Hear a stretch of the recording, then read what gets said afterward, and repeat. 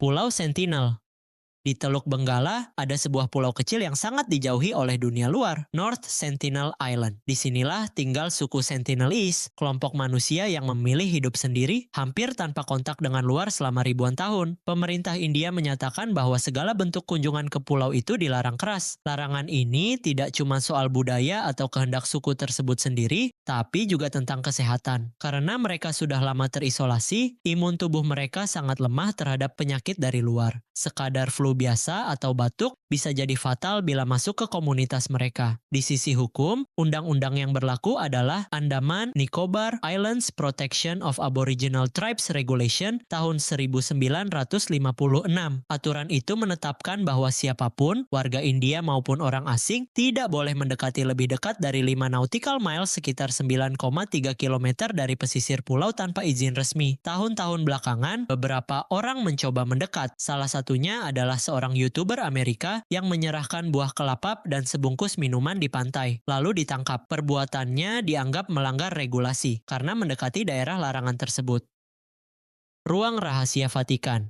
Di Vatikan ada arsip kuno yang sebelumnya dikenal sebagai Vatican Secret Archives, sekarang diganti nama jadi Vatican Apostolic Archives. Koleksinya luar biasa, dokumen dan surat-surat resmi dari abad ke-8 sampai abad ke-20. Tempat penyimpanan rak arsip panjangnya sekitar 85 km dan beberapa bagian berada di bunker bawah tanah. Akses ke arsip ini sangat dibatasi. Peneliti dan sejarawan harus punya kredensial tinggi, surat pengantar dari institusi akademik, dan harus menjelaskan secara detail penelitian yang akan dilakukan. Banyak dokumen yang masih ditahan karena masih dalam masa embargo 75 tahun, terutama dokumen yang melibatkan tokoh masih hidup atau materi diplomatik sensitif. Dokumen-dokumen bersejarah besar ikut tersimpan di situ. Surat diplomatik, arsip Vatikan mengenai paus-paus, korespondensi antar uskup, laporan gereja, bahkan dokumen kontemporer seperti yang terkait era Perang Dunia II dari masa kepausan 12 sudah mulai dibuka sejak 2 Maret 2020.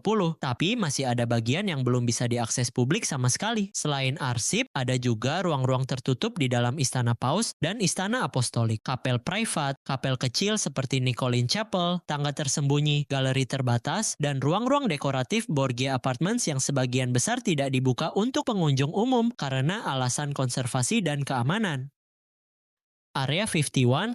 Area 51 adalah fasilitas militer rahasia di Gurun Nevada yang berada sekitar 120 mil barat laut kota Las Vegas. Nama Area 51 muncul di peta Atomic Energy Commission, tapi instansi resmi menyebutnya sebagai bagian dari Nevada Test and Training Range. Sejak didirikan tahun 1955, Area 51 digunakan sebagai lokasi pengujian pesawat pengintai seperti U-2 dan A-12 maupun pesawat siluman seperti F-117 Nighthawk. Desain kasar pesawat-pesawat ini seringkali menjelaskan banyak laporan UFO di langit Nevada, karena bentuk dan suara mereka biasanya asing bagi publik. Wilayah udara di atas Area 51 dan area sekitarnya sangat dibatasi. Pesawat sipil tak boleh melintas tanpa izin, pengawasan sangat ketat di darat dengan penjagaan bersenjata, sensor gerak tersembunyi. Meski pemerintah baru secara resmi mengakui keberadaan Area 51 pada tahun 2013 lewat dokumen CIA, banyak detail operasi tetap rahasia. Publik terus dibuat penasaran. Rumor tentang teknologi luar angkasa, UFO, dan reverse engineering pesawat alien masih banyak beredar. Namun hingga saat ini, bukti tegas soal hal-hal tersebut masih belum dipublikasikan.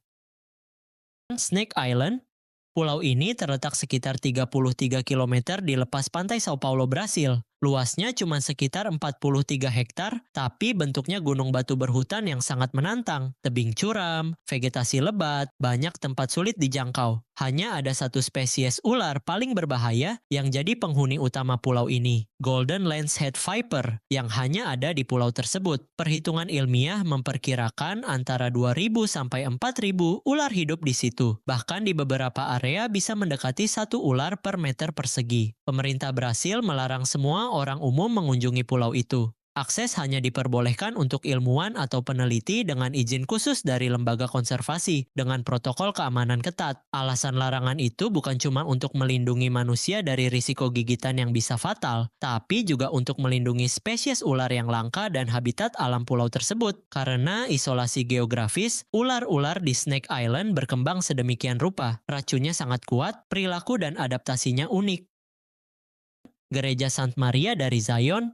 Di kota Aksum, Ethiopia, berdiri sebuah gereja kuno bernama Saint Mary of Zion. Bagi umat Kristen Ortodoks Ethiopia, tempat ini sangat suci karena diyakini menyimpan tabut perjanjian, batu 10 perintah Allah. Yang menarik, tabut itu dikatakan ditempatkan di sebuah kapel khusus bernama Chapel of the Tablet, tepat di sebelah gereja utama. Namun, tidak seorang pun di dunia ini bisa melihatnya, kecuali seorang biarawan yang ditunjuk seumur hidup sebagai penjaga tabut. Ia tidak boleh meninggalkan kompleks itu, hidupnya hanya untuk menjaga dan berdoa. Karena kesuciannya, tidak ada turis atau peneliti yang diperbolehkan masuk untuk memverifikasi kebenarannya. Bahkan paus dari gereja Ortodoks Ethiopia sekalipun tidak bisa sembarangan masuk. Larangan itu membuat tabut perjanjian di Saint Mary of Zion tetap jadi salah satu misteri religius terbesar di dunia. Kisah ini memicu berbagai spekulasi. Ada yang percaya, ada pula yang menilai itu hanya legenda yang dipertahankan selama berabad-abad. Tetapi bagi umat Ortodoks Ethiopia, keyakinan itu bukan sekadar cerita, melainkan bagian dari iman yang tidak bisa diganggu-gugat.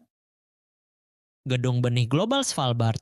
Global Seed Vault di Svalbard, Norwegia, dibangun dalam gunung di Pulau Spitsbergen sebagai gudang benih cadangan global. Sekitar 1,3 juta sampel benih dari seluruh dunia disimpan di sana. Bukan cuma benih tanaman pangan sehari-hari, tetapi juga varietas langka dan mutasi lokal yang tidak ada duanya. Benih-benih itu ditempatkan dalam ruang bawah tanah yang dingin, seringkali minus 18 derajat Celcius, di dalam kotak aluminium dan rak baja untuk menjaga agar benih tetap layak dan tahan lama. Gedungnya berada dalam permafrost, jadi bahkan jika listrik padam, suhu rendah alami bisa membantu menjaga kondisi benih. Akses ke dalam fasilitasnya sangat terbatas. Hanya petugas resmi, peneliti yang ditunjuk, dan institusi yang menitipkan benihnya di vault yang boleh masuk. Media dan publik hanya bisa melihat melalui tur virtual atau berhenti di luar pintu masuk, tapi tidak boleh ke dalam ruangan penyimpanan sebenarnya. Tujuan utama vault ini bukan sebagai objek wisata, melainkan sebagai asuransi pangan global, menjaga keberagaman genetik tanaman agar jika terjadi bencana alam, perang, kerusakan iklim, atau gangguan lain yang memusnahkan benih-benih di negara asalnya, ada cadangan yang bisa digunakan untuk memperbanyak kembali varietas yang hilang.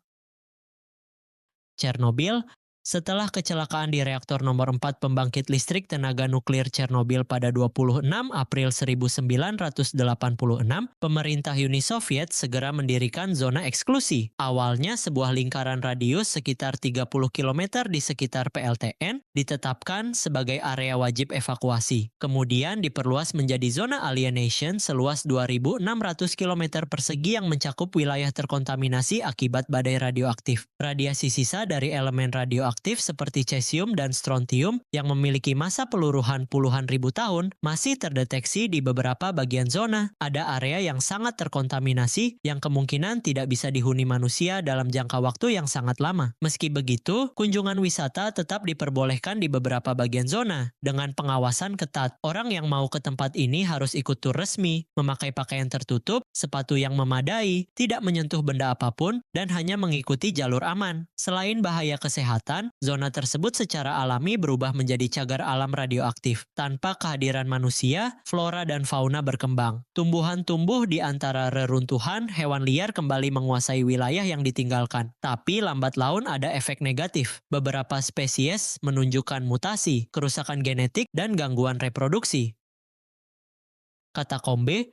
Di bawah jalanan Paris tersembunyi lorong-lorong tua yang membentuk jaringan panjang, termasuk bagian yang dibuka untuk publik sebagai katakombe Paris. Area resmi ini adalah sekitar 1,5 km jalur yang bisa dikunjungi, suhu konstan di dalam sekitar 14 derajat Celcius, kondisi jalan agak gelap, lantai licin dan sempit di beberapa bagian. Namun jaringan katakombe yang legal itu hanyalah sebagian kecil dari sistem penuh yang membentang lebih dari 300 km bawah tanah Paris. Banyak lorong yang dibatasi tidak dipetakan dalam panduan wisata umum dan dianggap terlarang karena bahaya struktural, ventilasi buruk, gangguan air, blind spot, dan bisa sangat sulit untuk mempertahankan jalur kembali. Ada juga kelompok yang disebut katafiles, orang-orang yang menjelajah bagian bawah tanah secara ilegal, menyelinap ke lorong-lorong ruang tertutup, memetakan jalur, bahkan kadang mengadakan kegiatan seni atau pertemuan diam-diam di ruang-ruang tersembunyi. Tapi aktivitas ini sangat berbahaya dan ilegal. Meski begitu, ada opsi tur resmi yang memberi akses ke beberapa bagian terbatas dari katakombe yang biasanya tidak dibuka untuk publik. Tur VIP atau tur khusus bisa membawa pengunjung ke area seperti Sachelum Crypt, Galeri Port Mahon, dan ruangan rahasia dengan artefak atau ukiran tua yang sulit dijangkau. Tapi bagian terbuka resmi tetap ada batasannya, dan tidak semua bidang yang dianggap menarik bisa diakses. Gerbang Pluto. Di daerah Pamukkale, Provinsi Denizli, Turki, ada reruntuhan kota kuno Hierapolis yang menyimpan bangunan misterius bernama Plutonian atau Pluto's Gate. Struktur ini dibangun pada abad kedua sebelum Masehi sebagai kuil suci yang dipersembahkan kepada Pluto, dewa dunia bawah dalam mitologi Romawi dan Yunani. Gerbang ini terletak di atas suatu celah geologi gas alam keluar dari dalam tanah. Karena sifat gas CO2 yang lebih berat daripada udara, ia bisa mematikan makhluk hidup yang terpapar langsung, terutama hewan-hewan kecil yang dibawa mendekat sebagai uji coba. Strabo, seorang ahli geografi kuno, mencatat bahwa burung-burung yang terbang dekat pintu gua akan tiba-tiba mati. Tempat itu dianggap sebagai gerbang ke dunia bawah. Orang kuno percaya bahwa pengorbanan hewan digunakan sebagai bentuk persembahan kepada Pluto, sementara para pendeta kuil bisa mendekati mulut gua tanpa efek mematikan yang sama. Meski sekarang situs ini sudah menjadi bagian warisan arkeologi dan pariwisata, akses ke bagian dalam gerbang masih dibatasi atau dikontrol ketat karena masih ada bahaya gas. Pulau Poveglia. Pulau kecil di Laguna Venesia ini dulu dipakai sebagai tempat karantina bagi korban wabah penyakit, termasuk wabah Black Plague. Orang yang mulai sakit dibawa ke Poveglia agar tak menular ke penduduk Venesia. Banyak yang dibuang di situ, bahkan dibakar dalam tumpukan mayat atau dikubur secara massal. Seiring waktu, fasilitas karantina berubah fungsi menjadi rumah sakit jiwa. Ada cerita bahwa perlakuan terhadap pasien di sana sangat keras. Pelayanan medis yang buruk, atmosfer penderitaan, dan rumor tentang dokter yang gila menambah aura menyeramkan pulau ini. Sekarang Pulau Poveglia ditutup untuk umum. Pemerintah melarang kunjungan karena bahaya fisik. Gedung-gedung sudah retak dan lapuk, risiko keselamatan tinggi, juga bangkai dan sisa jasad yang katanya masih muncul di pantai ketika abrasi terjadi. Belum lagi kisah-kisah supranatural yang membuat banyak orang takut dekat-dekat pulau itu. Meski begitu, pulau ini tetap menarik perhatian para pemburu cerita horor, paranormal, dan wisata gelap.